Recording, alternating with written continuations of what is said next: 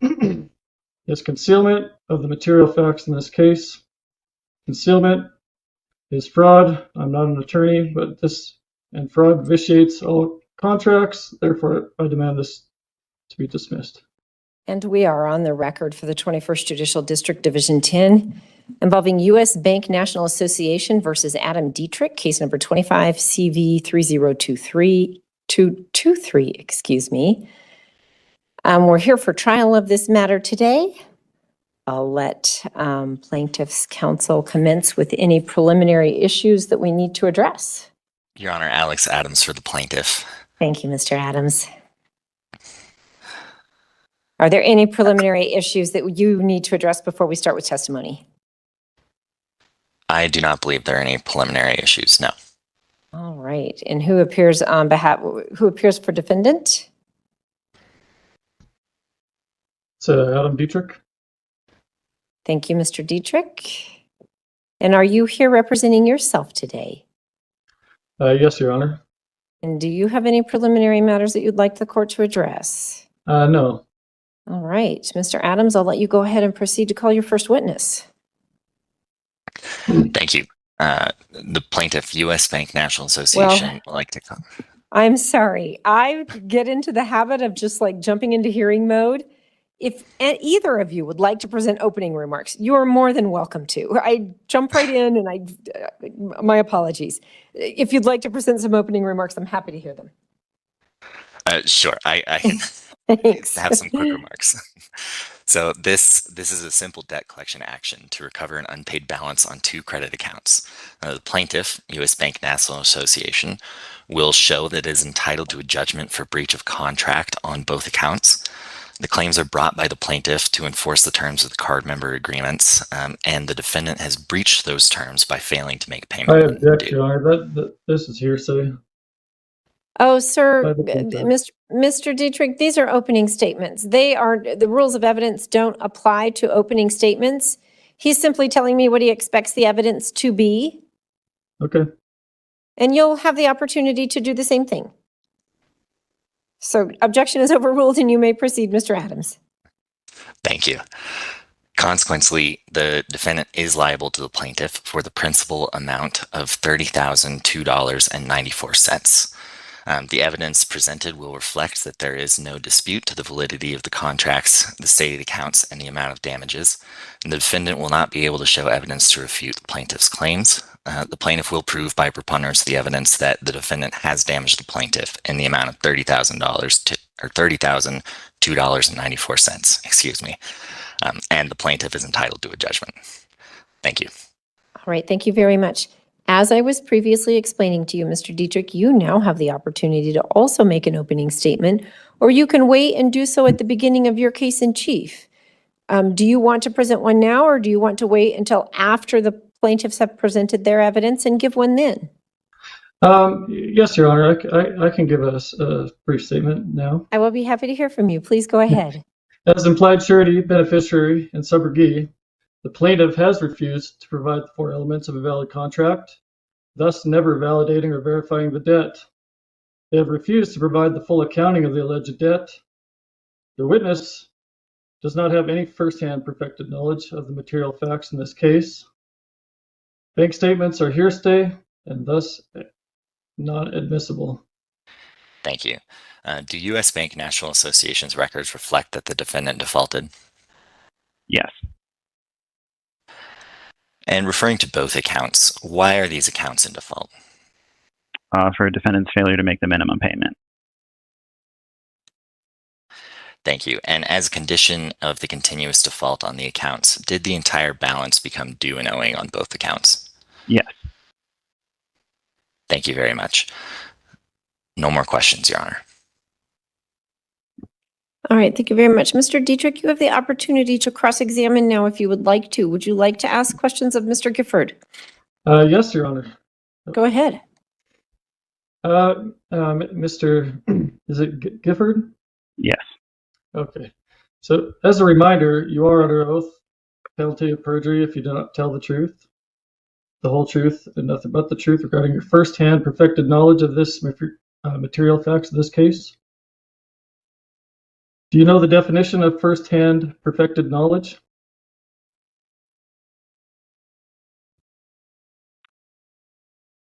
I'm sorry, did you have a question about the account or?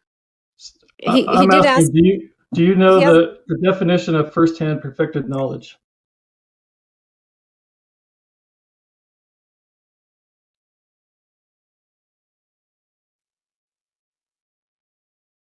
I'm just not sure what the question's relating to for this account. Sir, you do need to answer the question. No, I don't have the definition on hand. You do not know the definition of first-hand perfected knowledge? Okay. Is looking at a computer screen first-hand perfected knowledge? I don't know. Have you ever been employed with U.S. Bank? Yes, currently employed with U.S. Bank. Did you see a certified copy of the original wet ink signed contract between the plaintiff and the defendant? I'm sorry, can you say that again? Did you ever see a certified copy of the original wet ink signed contract between the plaintiff and the defendant?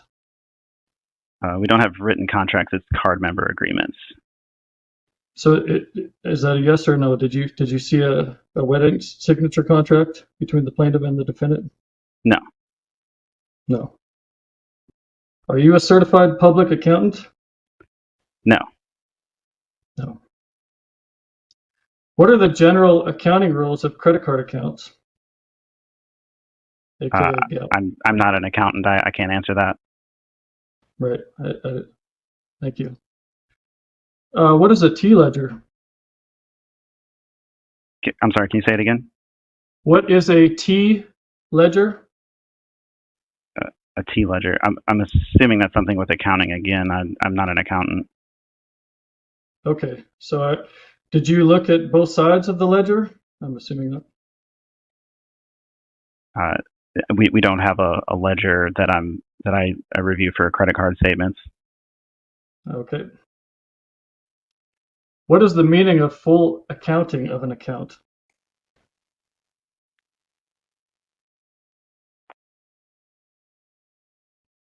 Give me 1 second. You need to Google that. Yeah. I don't. I mean, full accounting. I don't know what that's in relation to.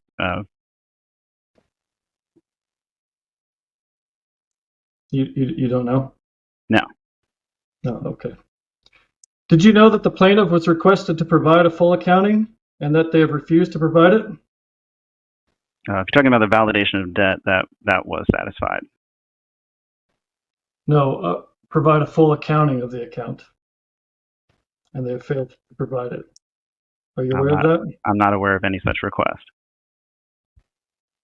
Do you know what concealment is? It's when you refuse to provide exploratory evidence that would exonerate the other party and that the concealment is fraud. Have you or the plaintiff concealed the full accounting when asked for? No.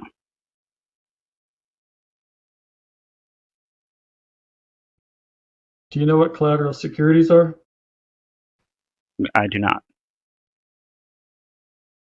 So were there any evidence of collateral securities associated with these accounts? It's unsecured debt, so I don't think there would be collateral involved.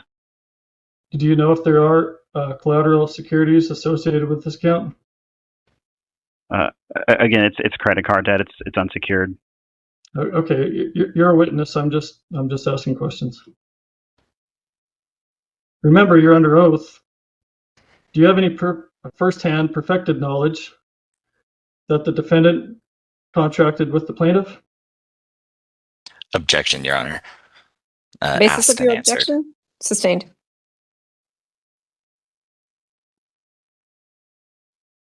Sorry, what was that? The screen. There was an out. objection that you have already asked that question, and indeed you did ask him about firsthand. State your question again. No, I was asking if he has Yeah. any first-hand perfected knowledge Of that the defendant contracted with the plaintiff. So previously you had asked about his knowledge of the term firsthand perfected knowledge. So I'm going to Right. overrule the objection for asked and answered. Mr. Adams, do you have any other basis for your objection? No, Your Honor. Go ahead and answer. Sorry, can you state the question one more time now? Yeah, no problem. Do you have any firsthand perfected knowledge that the defendant contracted with the plaintiff? Firsthand knowledge, no. No. Okay. Do you have any firsthand perfected knowledge that the defendant financially harmed the plaintiff?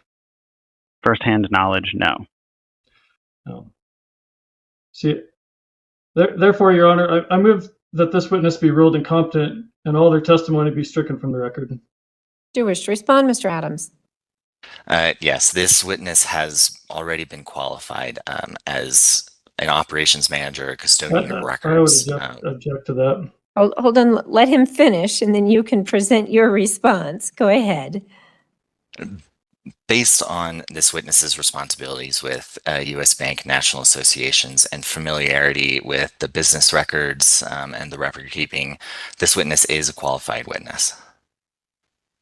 Okay, so Mr. Dietrich, what you're trying to get to when you're talking about this firsthand knowledge is an issue that would be relevant if we were dealing with the capacity of hearsay. But because these records fall within the exception to the hearsay requirement, his firsthand knowledge is covered by that business records exception. So he has testified that he has firsthand knowledge of how U.S. Bank conducts its ordinary course of business, how they send their statements, how they keep track of the bills, how they keep track of the payments that are made, how they keep track of the requests for payments that come in through their electronic systems. That renders him competent as a witness as to the things that Mr. Adams presented him as a witness on. So I'm going to deny your motion to strike him as a witness. You may proceed with your cross-examination.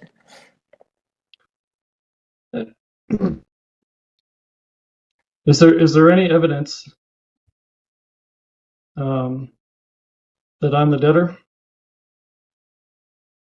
Yes, that would be the card member agreements and the card member statements that you received at your address. And again, just for the record, I've requested evidence of a contract, and there has been none sent to me. I have no further questions, Your Honor. Objection, Your Honor. The contracts have been admitted as Exhibits 1 and Exhibit 5. Okay, Would so object to that. we're going to back up a hot minute. The statement that Mr. Dietrich made wasn't a question, and so it was not properly submitted to this witness. And I'm going to sustain an objection on that ground. Mr. Dietrich will have the opportunity to present his own testimony, and if he wishes to present that statement at that time, then I can consider it at that time. But it's not a proper commentary on this witness's testimony at this time in the proceeding. Do you have any redirect questions you want to ask, Mr. Adams?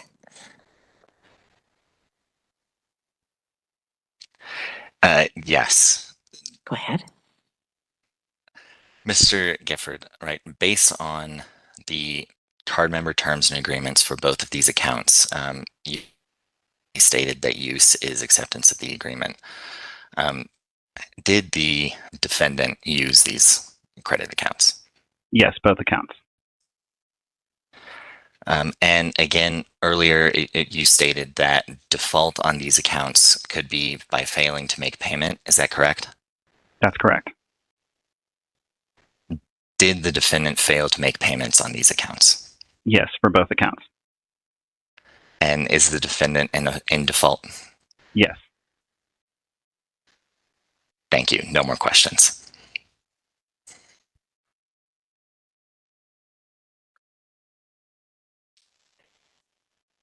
Thank you very much for your testimony, Mr. Gifford.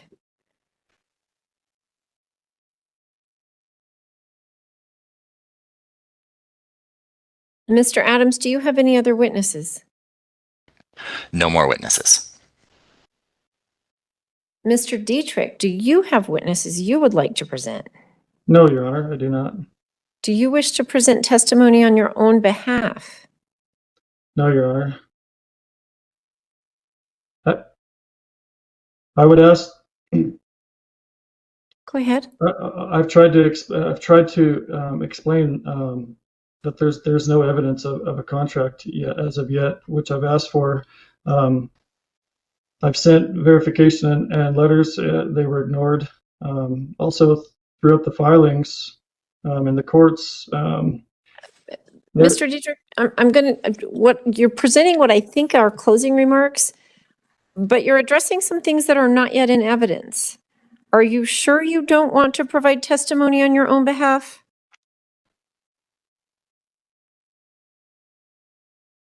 I can provide a testimony. Raise your right hand.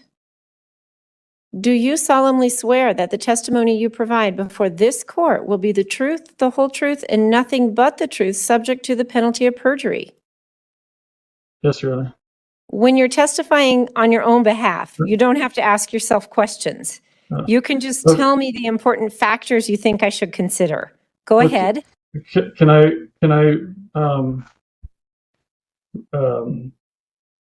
recuse that? I would rather not. You never have to testify. Okay, You can if you want to, but you're not required to do so. If there are facts that you know that haven't been presented yet that you think are important for me to consider, this would be your chance to tell me about those facts. Yes, They there are need some to be things that you have firsthand knowledge of. You've talked a lot about firsthand knowledge today. So if there are things you have firsthand knowledge of that relate to this dispute and you want me to consider them, now is the chance that you have to tell me about those.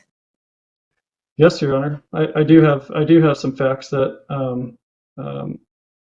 I know about that I would like to have on the record. Go ahead. Okay. The four basic elements of a contract: the existence of a contract, any consideration given by the plaintiff, that the debtor, not the surety, breached an obligation, that the plaintiff suffered financial damages under the full accounting, refused to provide evidence of the original contract, along with refusing to provide the full accounting is concealment of the material facts of this case. Okay, I'm going to back you up a bit. What you're doing is making an argument, which you get to do. That's a little bit down the proceeding. What I need now are the facts that would support this argument. I have not received these four elements that I've requested, Your Honor. That is a fact. Anything else you want me to consider? No, Your Honor. Right. Do you wish to cross-examine Mr. Adams? That No, came Your out Honor. funny. I need a comma somewhere. Mr. Adams, would you like to cross-examine Mr. Dietrich? Yes, Your Honor. Mr. Go ahead. Dietrich, I have heard you a couple of times mention being a surety. Can you please explain that a little more? Yeah, so as signing as a surety beneficiary on the account, the all caps name is identified as a trust account. A trust account for. Can you please continue to elaborate? When you say it's a trust account, are you saying that this is not your account?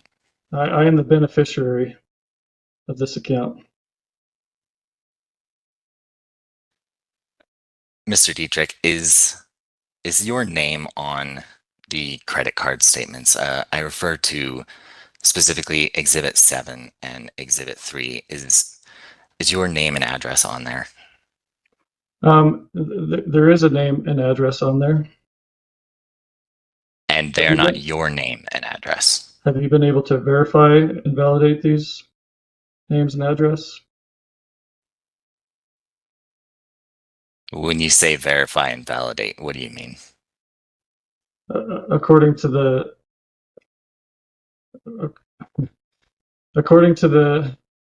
rules of verification and validating debt,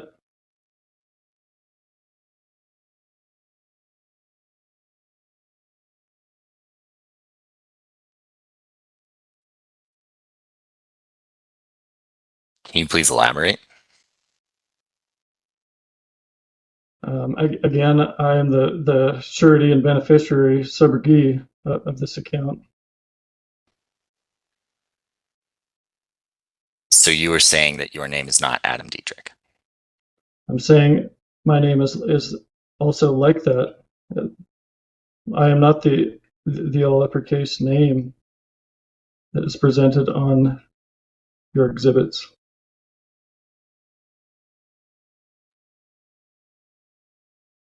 No more questions, Your Honor. Thank you. Mr. Dietrich, you have the opportunity to present what we would call redirect. You don't have to ask yourself questions, but if there's anything, any factual statements you'd like to make in response to Mr. Adams' questions, you have the opportunity to do that right now. No, Your Honor. Okay. Then at this case, I'll entertain both of your respective arguments. Mr. Adams, as plaintiff's counsel, you get to go first. Please proceed. Thank you. U.S. Bank has shown that there are valid contracts that exist between the plaintiff, U.S. Bank National Association, and the... I'm sorry, am I still You're good. audible? We hear you, yes. Can you still I'm sorry, hear us? yes. Okay, that's fine. As I was saying, U.S. Bank National Association did have a contractual relationship with the defendant, and as evidenced by Exhibits 1 and Exhibits 5, the credit agreements. Mr. Gifford has testified to the fact that use was acceptance of the agreements, making a valid contract. You have the offer, the acceptance via use, and the consideration is that Mr. Dietrich had the opportunity to use the credit accounts provided by U.S. Bank National Association, and U.S. Bank National Association provided the credit cards that enabled use of the credit accounts.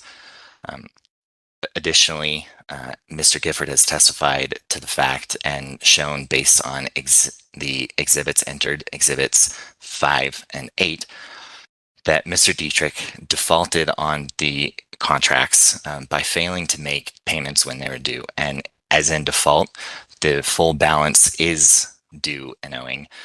And Mr. Dietrich has damaged the plaintiff for the amount owed, which is a total of $30,002.94 with both accounts. That is still owed to the plaintiff. That is what is damaged. And based on the breach of contract, the plaintiff is a judgment, or the plaintiff may receive judgment. Thank you. Thank you. Mr. Dietrich, do you wish to respond? Your Honor, I asked this case to be dismissed with prejudice as the plaintiff under the intent of FRCP Rule 12b-6.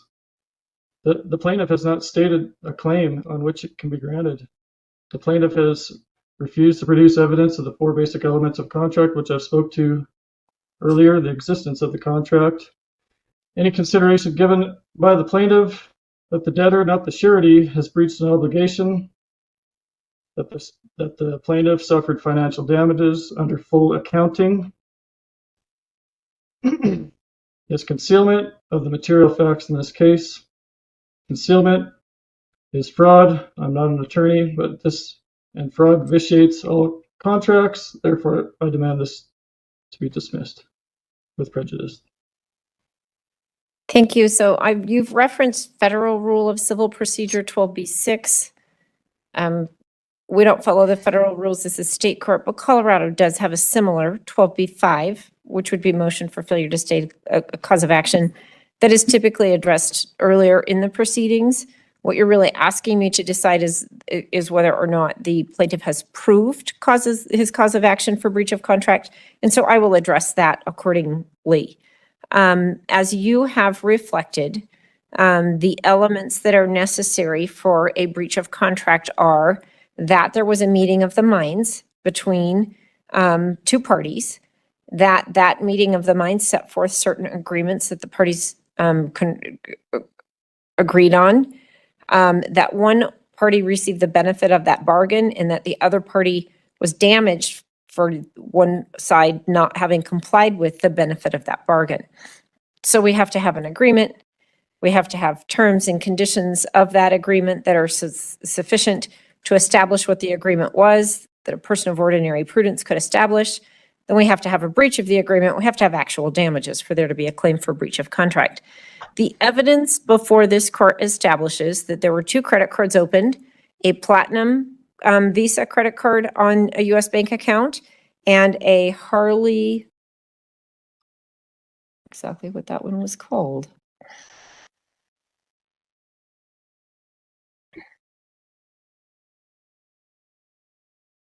A Harley Davidson Visa Rewards card also opened on U.S. Bank. The statements in those, the statements for those accounts reflect that items were purchased. The testimony of Mr. Gifford establishes that U.S. Bank paid money to third parties for those items. Mr. Dietrich has conceded that he is the beneficiary of these cards. Thus, the court can make a sufficient inference that he received the goods that were paid for, as reflected in the statements that bear the name Adam Dietrich. Admittedly, the name Adam Dietrich is typed in all caps on these statements.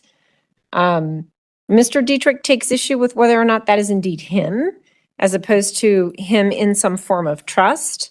There has been no evidence presented to this court that there was a lawful and valid trust established under the laws of the state of Colorado that would have opened and held this credit card and that would have been responsible for the payment of this credit card. The evidence before me is that Mr. Dietrich, as the admitted beneficiary of the goods of these accounts, has received the goods, did have knowledge of the accounts, did use the accounts. The information contained in the card agreement says that use of the accounts is acceptance of the agreement for the account. That's what created the valid and binding contract. Mr. Dietrich raises concern with whether or not a sufficient accounting has been presented to him on these credit card accounts. The statements themselves are the accounting that the statement agreements agreed would be accepted as the accounting.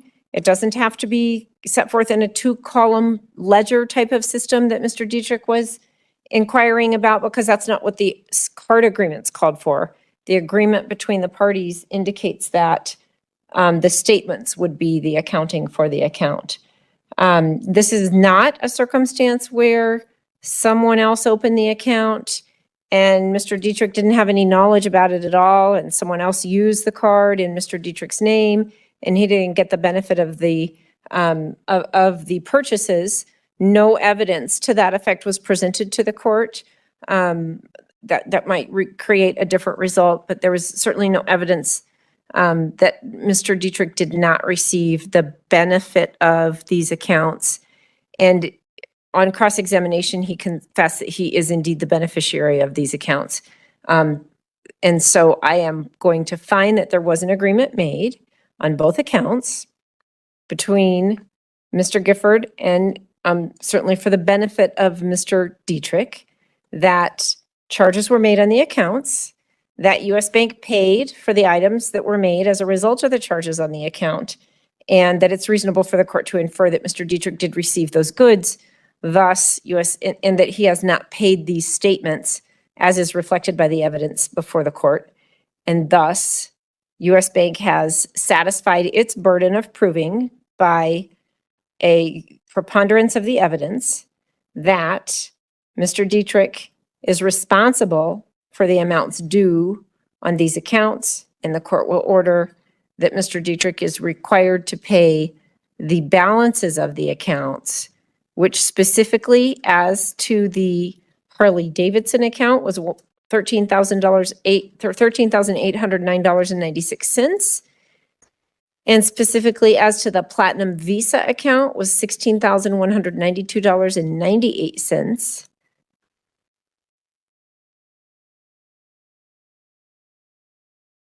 Mr. Adams, do you have any further requests of this court?